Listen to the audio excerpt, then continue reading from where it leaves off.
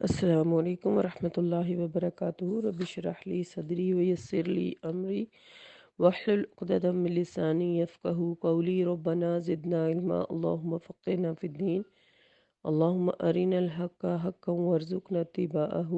وارنا الباطل باطلا وارزقنا اجتنابہ۔ سورہ یوسف پارہ نمبر 13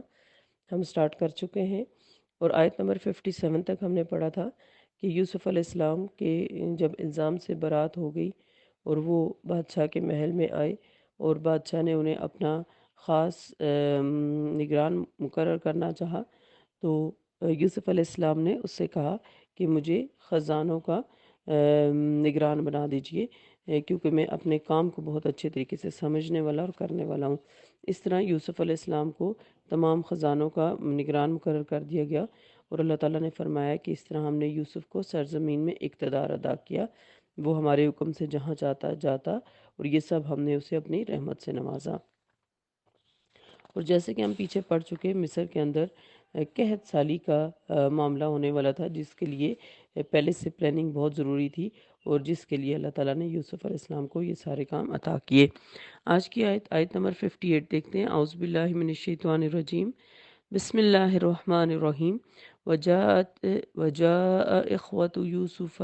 فدخلوا علیہ فعرفهم وهم له منکرون۔ کچھ عرصے بعد یوسف کے بھائی مصر آئے اور یوسف علیہ السلام کے پاس حاضر ہوئے۔ یوسف نے تو انہیں پہچان لیا، مگر وہ انہیں پہچان نہ سکے۔ اب عام قحط اور مصر میں غلے کی تقسیم کا نظام شروع ہو چکا تھا، تو برادران یوسف آپ کے پاس اس وقت آئے جبکہ آپ کو بادشاہ بنے ہوئے 8 سال کا عرصہ گزر چکا تھا۔ پہلے 7 سال انتہائی خوشحالی کا دور تھا، اس دور میں آپ نے کافی غلہ محفوظ کر لیا تھا۔ اس کے بعد جب قید سالی کا دور شروع ہوا تو یہ قید سالی صرف ملک مصر ہی میں نہ تھی، بلکہ آس پاس کے ممالک میں بھی پھیل چکی تھی۔ اب صورتحال یہ تھی کہ مصر میں تو غلہ سستا تھا، جبکہ آس پاس کے علاقوں میں بہت مہنگے داموں فروخت ہو رہا تھا، اور غلے کے حصول کے لیے آس پاس کے علاقوں کے باشندے مصر کا رخ کر رہے تھے۔ مصر میں غلے کی فراہمی اور اس کی نکاس کا تمام تر انتظام سیدنا یوسف علیہ السلام نے خود سنبھال رکھا تھا، اور اس نظام کو موجودہ دور کے راشن سسٹم سے تشبیہ دی جا سکتی ہے۔ بیرونی علاقوں سے حصول غلہ کے لیے آنے والوں کے لیے یہ شرائط تھی کہ وہ کوئی درخواست پیش کریں گے کہ انہیں اپنے گھر کے کتنے افراد کے لیے غلہ درکار ہے۔ ان کے پورے نام اور پتے لکھے جائیں گے اور انہیں رجسٹر میں درج کیا جائے گا، اور درخواست کی منظوری کے لیے درخواست حکام بالا کے سامنے پیش کی جائے گی۔ درخواست کی تحقیق کے بعد فی کس 1 بار شتر غلے کی منظوری دے دی جائے گی۔ اسی سلسلے میں برادران یوسف بھی مصر آئے، انہوں نے بھی حسب ضابطہ درخواست دی۔ یہ درخواست بالآخر سیدنا یوسف علیہ السلام تک پہنچی۔ آپ نے درخواست کی منظوری دے دی، مگر ساتھ ہی ان درخواست دہندگان کو اپنے پاس طلب کر لیا۔ اب برادران یوسف سیدنا یوسف علیہ السلام کے سامنے کھڑے تھے۔ آپ انہیں خوب پہچانتے تھے، لیکن ان کے وہم و گمان میں بھی یہ بات نہیں آ سکتی تھی کہ جس بادشاہ کے حضور کھڑے غلے کی درخواست پیش کر رہے ہیں وہ ان کا بھائی یوسف علیہ السلام ہے۔ اس طرح اللہ تعالیٰ کی وہ بات پوری ہوئی جو اس نے یوسف کے دل میں اس وقت ڈالی تھی جب ان کے بھائیوں نے انہیں کنویں میں پھینک دیا تھا۔ آیت نمبر 59، وَلَمَّا جَهَّزَهُم بِجَهَازِهِمْ قَالَ ائْتُونِي بِأَخٍ لَكُم مِّنْ أَبِيكُمْ أَلَا تَرَوْنَ أَنِّي أُوفِي الْكَيْلَ وَأَنَا خَيْرُ الْمُنزِلِينَ۔ پھر جب یوسف علیہ السلام نے ان کی واپسی کا سامان تیار کر دیا تو ان سے کہا کہ اب آؤ تو اپنے سوتیلے بھائی کو بھی میرے پاس لانا، تم دیکھتے نہیں کہ میں ماپ پورا دیتا ہوں اور ایک اچھا مہمان نواز ہوں۔ تو اس طرح یوسف علیہ السلام کے دل میں اپنے سگے بھائی بن یامین کی محبت مچلنے لگی، اور انہوں نے انہیں سے یہ کہا کہ اگلی بار تم اسے ضرور لے کے آنا۔ آیت نمبر 60، فَإِن لَّمْ تَأْتُونِي بِهِ فَلَا كَيْلَ لَكُمْ عِندِي وَلَا تَقْرَبُونِ۔ اور اگر تم اسے نہ لائے تو پھر میرے پاس نہ تمہارے لیے غلہ ہے اور نہ ہی میرے پاس آنے کی کوشش کرنا۔ تو پھر جب غلے کی بوریاں کھولنے اور ان سے غلہ نکالنے کے دوران میں انہیں وہ یعنی نقدی ملے گی تو اس سے اور چیز واضح ہو جائے گی۔ برادران یوسف کی درخواست میں ان کے والد اور چھوٹے بھائی کا بھی اندراج تھا، لیکن منظوری فی کس 1 بار شتر غلہ صرف ان افراد کی ہوئی تھی جو غلہ لینے آئے تھے اور سیدنا یوسف علیہ السلام کے پاس حاضر کیے گئے تھے۔ آپ علیہ السلام نے باقی افراد کے متعلق ان سے سوال کیا تو انہوں نے کہا کہ ہمارے والد تو بہت بوڑھے آدمی ہیں، آنے کے قابل ہی نہیں ہیں، اور چھوٹے بھائی کو ہم اس کی خبر گیری کے لیے چھوڑ آئے ہیں۔ سیدنا یوسف علیہ السلام نے ان سے کہا کہ دیکھو تمہارا باپ تو واقعی آنے کے قابل نہیں رہا ہوگا، البتہ اگلی بار جب آؤ تو اپنے چھوٹے بھائی کو ضرور ساتھ لانا۔ اس دفعہ تو تمہاری درخواست منظور کر لی گئی ہے اور غلہ بھی پورا دے دیتا ہوں، مگر آئندہ اگر تم اپنے بھائی کو نہ لائے تو میں سمجھوں گا کہ تم جھوٹے تھے، لہٰذا اس صورت میں تمہیں غلہ نہیں مل سکے گا، نہ تم مجھ تک رسائی حاصل کر سکو گے، بلکہ میرے پاس آنے کی کوشش بھی نہ کرنا۔ آیت نمبر 61، قالوا سنراود عنہ اباہ وانا لفاعلون، وہ کہنے لگے ہم اس کے والد کو اس کام پر آمادہ کریں گے اور یہ کام کر کے ہی رہیں گے۔ یعنی وہ یہ کہہ رہے تھے کہ ہمارے والد بہت بوڑھے ہیں، لہٰذا وہ آسانی سے اسے ہمارے ساتھ نہیں آنے دیں گے، لیکن ہم لوگ اپنی پوری کوشش کریں گے اور امید ہے کہ اپنے والد کو اس بات پر راضی کر لیں گے۔ آیت نمبر 62، وَقَالَ لِفِتْيَانِهِ جَعَلُوا بِضَاعَتَهُمْ فِي رِحَالِهِمْ لَعَلَّهُمْ يَعْرِفُونَهَا إِذَا انقلبوا إِلَىٰ أَهْلِهِمْ لَعَلَّهُمْ يَرْجِعُونَ، اور یوسف نے اپنے خادموں سے کہا کہ ان کی پونجی ان کی خرجیوں ہی میں رکھ دو، تاکہ جب وہ اپنے گھروں میں پہنچیں تو اسے پہچان لیں، اور شاید اس طرح وہ جلدی یہاں واپس آئیں۔ تو سیدنا یوسف علیہ السلام نے ان کی اچھی طرح مہمان نوازی کی، اور غلہ بھرنے والوں کو یہ اشارہ بھی کر دیا کہ جو رقم غلے کی قیمت کے طور پر ان سے وصول کی گئی ہے وہ بھی ان کے غلے ہی میں واپس رکھ دی جائے، اور یہ کام انہوں نے اس غرض سے کیا کہ ممکن ہے کہ انہیں دوبارہ آنے کے لیے رقم میسر نہ ہو اور وہ آ ہی نہ سکیں یا بڑی دیر بعد میسر ہو، تو اس صورت میں ان کے چھوٹے حقیقی بھائی بنیامین کو بڑی دیر بعد ساتھ لائیں گے۔ قرآن کے الفاظ سے تو رقم واپس کرنے کی یہی اصل غرض معلوم ہوتی ہے، تاہم بعض مفسرین کہتے ہیں کہ رقم کی واپسی سے ان کا دوسرا مقصد یا تابع مقصد یہ بھی تھا کہ وہ بھائیوں سے غلے کی قیمت لینا ہی پسند نہیں کرتے تھے۔ بہرحال دونوں وجوہات بھی ہو سکتی ہیں۔ پھر آیت نمبر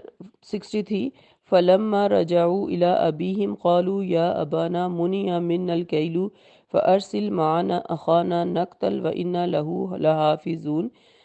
پھر جب وہ اپنے باپ کے پاس پہنچے تو کہنے لگے ابا جان آئندہ ہمیں غلہ دینے سے انکار کر دیا گیا ہے، لہٰذا ہمارے ساتھ ہمارے بھائی کو بھیج دیں، اسی طرح ہمیں غلہ مل سکے گا اور ہمیں یقیناً اس کی حفاظت کرنے والے ہیں۔ آیت نمبر 64، قَالَ هَلْ أَمَنُكُمْ عَلَيْهِ إِلَّا كَمَا آمَنْتُكُمْ عَلَىٰ أَخِيهِ مِنْ قَبْلُ فَاللَّهُ خَيْرٌ حَافِظًا وَهُوَ أَرْحَمُ الرَّاحِمِينَ۔ یعقوب علیہ السلام یعنی ان کے والد نے کہا کیا میں ایسے ہی تم پر اعتبار کروں جیسے اس سے پہلے اس کے بھائی کے بارے میں اعتبار کیا تھا؟ اللہ ہی بہتر محافظ ہے اور وہی سب سے زیادہ رحم فرمانے والا ہے۔ تو بیٹوں نے جب بن یامین کو لے جانے پر اصرار کیا تو باپ نے انکار کر دیا،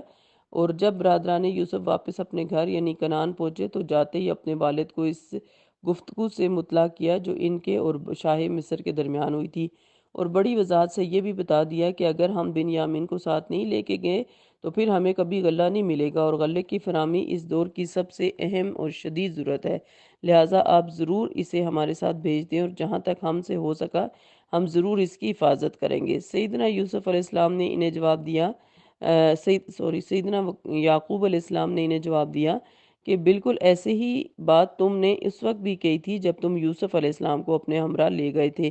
پھر معلوم نہیں کہ اس کے ساتھ کیا ماجرا گزرا، تم نے بھلا کون سی صحیح بات مجھے بتائی تھی، اور میری تو اس وقت سے اس کے حق میں یہی دعا رہی ہے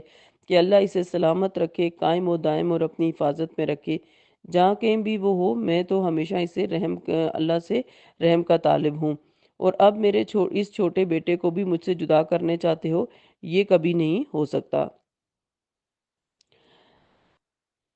آیت نمبر 65، وَلَمَّا فَتَحُوا مَتَاعَهُمْ وَجَدُوا بِضَاعَتَهُمْ رُدَّتْ إِلَيْهِمْ قَالُوا يَا أَبَانَا مَا نَبْغِي هَٰذِهِ بِضَاعَتُنَا رُدَّتْ إِلَيْنَا وَنَمِيرُ أَهْلَنَا وَنَحْفَظُ أَخَانَا وَنَزْدَادُ كَيْلَ بَعِيرٍ ذَٰلِكَ كَيْلٌ يَسِيرٌ، پھر جب انہوں نے اپنے سامان کھولا تو دیکھا کہ ان کی پونجی بھی انہیں واپس کر دی گئی ہے، اور وہ بہت خوش ہوئے اور کہنے لگے ابا جان ہمیں اور کیا چاہیے، ہماری تو پونجی بھی ہمیں واپس کر دی گئی ہے، اب ہم جلد ہی اپنے گھر والوں کے لیے سامان لائیں گے اور اپنے بھائی کی حفاظت کریں گے اور ایک بار شتر زیادہ غلہ لائیں گے، اور اب کی بار غلہ لانا تو بہت ہی آسان ہے۔ تو پھر جب غلے کی بوریاں کھولنے پر ان سے غلہ نکالنے کے دوران میں انہیں اپنے وہ نقدی بھی واپس مل گئی جو انہوں نے بطور غلہ ادا کی تھی، تو ان کی خوشی کی انتہا نہ رہی۔ شاہ مصر کے احسانات انہیں یاد آنے لگے اور بن یامین کو ساتھ لے جانے کے دوبارہ تقاضے کے لیے ایک نئی وجہ بھی پیدا ہو گئی۔ پہلے تقاضے کے وقت انہیں معلوم نہیں تھا کہ غلے کی رقم کب تک میسر آئے گی اور کب انہیں دوبارہ مصر جانا ہوگا، اس لیے بن یامین کو ساتھ لے جانے کا مطالبہ بھی کچھ ایسا پرزور نہیں تھا۔ شاید یہ خیال کرتے ہوں گے کہ وقت آنے پر باپ مان ہی جائے گا یا اسے منا لیں گے، مگر جب غلے کے لیے قیمت میسر آ گئی تو دوبارہ بن یامین کی حفاظت کے عہد و پیمان کرنے اور اسے ساتھ لے جانے پر والد کو مجبور کرنے اور اس کے فائدے بھی بتانے لگے، اور یعنی بن یامین کا حصہ بھی ملے گا، اور اب جب کہ ساری سہولتیں میسر ہیں تو پھر کیوں نہ غلہ لانے کی کوشش کی جائے۔ اور بعض لوگوں نے اس آیت میں یسیر کے معنی آسان کے بجائے قلیل لیے ہیں، یعنی جو غلہ ہم لا چکے ہیں وہ ہمارے گھرانوں کے لیے تھوڑا ہے، کب تک چلے گا، لہٰذا ہمیں دوبارہ غلہ لانے کے موقع کو کسی قیمت پر نہیں کھونا چاہیے۔ آیت نمبر 66، قال لن ارسلہ معکم حتی تؤتونا موثقا من اللہ لا تأتوننی بہ الا ان یحاط بکم فلما آتوہ موثقہم قال اللہ علی ما نقول وکیل۔ یعقوب نے کہا جب تک تم مجھے اللہ کے نام پر پختہ عہد نہیں دو گے، میں اس یقیناً آپ کے پاس پختہ عہد نہیں دو گے کہ ہم اسے یقیناً آپ کے پاس واپس لائیں گے، تک میں کبھی تمہارے ساتھ اسے روانہ نہیں کروں گا، الا یہ کہ تم سبھی کہیں گھیر لیے جاؤ۔ پھر جب انہوں نے اس طرح کا پختہ عہد دے دیا تو یعقوب علیہ السلام کہنے لگے، جو کچھ قول و قرار کر رہے ہو اس پر اللہ ضامن ہے۔ تو دوبارہ مطالبے پر سیدنا یوسف علیہ السلام نے مشروط معاملہ کیا، یعنی بالآخر سیدنا یوسف علیہ السلام اپنے بیٹوں کے ہاتھوں مجبور ہو گئے، ان سے اللہ کے نام پر پختہ وعدہ دینے کا مطالبہ کیا جسے تسلیم کرنے کو وہ پہلے ہی تیار بیٹھے تھے۔ سیدنا یوسف علیہ السلام نے مزید یہ شرط عائد کر دی کہ تمہیں اس وقت تک بنیامین کی حفاظت کرنی ہوگی جب تک تمہاری جان میں جان ہے، ہاں اگر تم خود ہی کہیں گھیر لیے جاؤ اور تمہیں اپنی جانوں کی حفاظت بھی مشکل ہو جائے تو یہ ایک الگ بات ہے۔ بیٹوں نے اس بات کو بھی تسلیم کر لیا تو اس وقت سیدنا یعقوب علیہ السلام نے ان سے کہا کہ جو کچھ ہم قول و قرار کر رہے ہیں اس پر اللہ گواہ ہے اور وہی اسے بخیر و عافیت سر انجام دینے والا ہے۔ آیت نمبر 67، وقال یا بنی لا تدخلوا من باب واحد وادخلوا من ابواب متفرقہ وما اغنی عنکم من اللہ من شیء ان الحکم الا للہ علیہ توکلت علیہ فلیتوکل المتوکلون۔ پھر کہنے لگے میرے بچوں، شہر میں ایک ہی دروازے سے نہیں بلکہ مختلف دروازوں سے داخل ہونا، تاہم میں اللہ کی مشیت سے تمہیں ذرہ برابر بھی بچا نہیں سکتا، حکم تو صرف اسی کا چلتا ہے، میں اسی پر بھروسہ کرتا ہوں اور جسے بھی بھروسہ کرنا ہو اسی پر بھروسہ کرے۔ پھر جب ان 11 بھائیوں کی روانگی کا وقت آیا تو کئی طرح کے اندیشے سیدنا یعقوب علیہ السلام کے دل میں پیدا ہونے لگے۔ پہلے ان کے بیٹے اجنبی مسافروں کی حیثیت سے اور بے بسی کے عالم مصر داخل ہوئے تھے، اب یہ ایک لحاظ سے شاہی دعوت کی بنا پر شان و شوکت سے روانہ ہو رہے تھے۔ 11 بھائی تھے تبھی اور سبھی جو جوان اور خوبصورت تھے۔ پھر پہلی بار بھی ان میں سے مصر میں عام لوگوں جیسا سلوک نہیں ہوا تھا، بلکہ ان کی بہت عزت و تکریم کی گئی تھی جسے اہل مصر خوب جانتے تھے، لہٰذا روانگی کے وقت سیدنا یعقوب علیہ السلام کو سب سے بڑا اندیشہ یہی تھا کہ کہیں انہیں کسی کی نظر نہ لگ جائے، لہٰذا احتیاطی تدابیر کے طور پر انہیں یہ ہدایت کی کہ وہ مصر کے کسی ایک ہی دروازے سے داخل نہ ہوں بلکہ الگ الگ دروازوں سے داخل ہوں۔ بعض لوگ نظر لگنے کو محض ایک وہم و گمان تصور کرتے ہیں اور حالانکہ ایسا نہیں ہے، درج ذیل حدیث کی روح سے ان کا یہ خیال باطل ہے۔ ابن عباس رضی اللہ عنہما کہتے ہیں کہ آپ صلی اللہ علیہ وسلم نے فرمایا نظر لگنا برحق ہے، اور اگر کوئی چیز تقدیر پر سبقت کرتی تو وہ نظر کرتی، یہ صحیح مسلم کی حدیث ہے۔ اس تدبیر کو اختیار کرنے کے ساتھ ساتھ انہیں یہ بھی بتا دیا گیا کہ ہماری تدابیر بھی اس صورت میں کام آ سکتی ہیں جب اللہ کو منظور ہو، اور اگر اللہ کو منظور نہ ہو تو سب تدبیریں دری کی دری رہ جاتی ہیں، اور ہوتا وہی ہے جو اللہ کو منظور ہو، لہٰذا حقیقت یہی ہے کہ اللہ پر بھروسہ رکھنا تدابیر اختیار کرنے سے بھی زیادہ ضروری ہے۔ آیت نمبر 68 وَلَمَّا دَخَلُوا مِنْ حَيْثُ أَمَرَهُمْ أَبُوهُمْ مَا كَانَ يُغْنِي عَنْهُمْ مِنَ اللَّهِ مِنْ شَيْءٍ إِلَّا حَاجَةً فِي نَفْسِ يَعْقُوبَ قَضَاهَا وَإِنَّهُ لَذُو عِلْمٍ لِمَا عَلَّمْنَاهُ وَلَكِنَّ أَكْثَرَ النَّاسِ لَا يَعْلَمُونَ۔ چنانچہ جس طرح ان کے باپ نے شہر میں داخل ہونے کا حکم دیا تھا ویسے وہ اس میں داخل ہوئے۔ اس کی یہ تدبیر اللہ کی مشیت کے مقابلے میں کچھ بھی کام نہ آ سکتی تھی۔ یہ تو محض یعقوب کے دل کا ارمان تھا جسے اس نے پورا کیا تھا۔ بے شک وہ ہماری دی ہوئی تعلیم کی وجہ سے صاحب علم تھا، مگر اکثر لوگ یہ حقیقت نہیں جانتے۔ تو سیدنا یوسف علیہ السلام کے دل کا ارمان یہ تھا کہ یہ سب بھائی بخیر و عافیت مصر جائیں اور وہاں سے غلہ لے کر بخیر و عافیت واپس پہنچ جائیں۔ سیدنا یعقوب علیہ السلام کی تدبیر اور ان کا بھروسہ اس اندیشے میں تو کام آ گیا کہ انہیں نظر نہیں لگی، لیکن ان کے دل کا ارمان پورا نہ ہو سکا کیونکہ اللہ کو کچھ اور ہی منظور تھا۔ لہٰذا ان کی یہ تدبیر اللہ کی اس تقدیر کے مقابلے میں کچھ کام نہ آ سکی جس کے متعلق انہیں خیال تک بھی نہیں آ سکتا تھا۔ سیدنا یعقوب علیہ السلام کی بیٹوں کو نصیحت اور اللہ کی تقدیر یہ تھی، وہ تعلیم جو اللہ نے سیدنا یوسف علیہ السلام کو دی تھی یہ تھی کہ محض ظاہری تدبیر پر بھروسہ کر کے نہ بیٹھنا، بلکہ ظاہری تدابیر اختیار کرنے کے بعد بھی بھروسہ اللہ ہی پر کرنا چاہیے، اور یہی تعلیم وہ اپنے بیٹوں کو دے رہے تھے، مگر اکثر لوگ اس تعلیم سے واقف نہیں۔ وہ صرف ظاہری اسباب پر بھروسہ کر لیتے ہیں، یا پھر کچھ ایسے ہوتے ہیں کہ محض اللہ پر بھروسہ کر کے ظاہری اسباب اختیار ہی نہیں کرتے یا ان کی پرواہ نہیں کرتے۔ یہ دونوں باتیں غلط اور اللہ کی دی ہوئی تعلیم کے خلاف ہیں۔ مطلب یہ کہ اللہ تعالیٰ سے دعا بھی کرنی چاہیے اور جو احتیاطی تدابیر اللہ تعالیٰ نے انسان کو سکھائی ہیں وہ بھی ساتھ کرنی چاہیے۔ بہرحال قصہ یوسف ابھی چل رہا ہے اور آگے ہم پڑھیں گے انشاءاللہ تعالیٰ کہ برادران یوسف علیہ السلام کے ساتھ یوسف علیہ السلام نے کیا معاملہ کیا۔ ہمارے سیکھنے کی بات یہ ہے آج کی تفسیر میں کہ ہمیں بھی اس چیز کو ماننا چاہیے کہ نظر برحق ہے اور نظر سے بچنے کے لیے ہمیں حفاظت کے اذکار ضرور کرنے چاہیے، اور اگر خدا نہ خواستہ کسی کو نظر لگ جائے اس صورت میں بھی جو حفاظت کے اذکار ہیں وہ ہمیں نظر بد کے لیے کرنے چاہیے۔ دوسری بات یہ کہ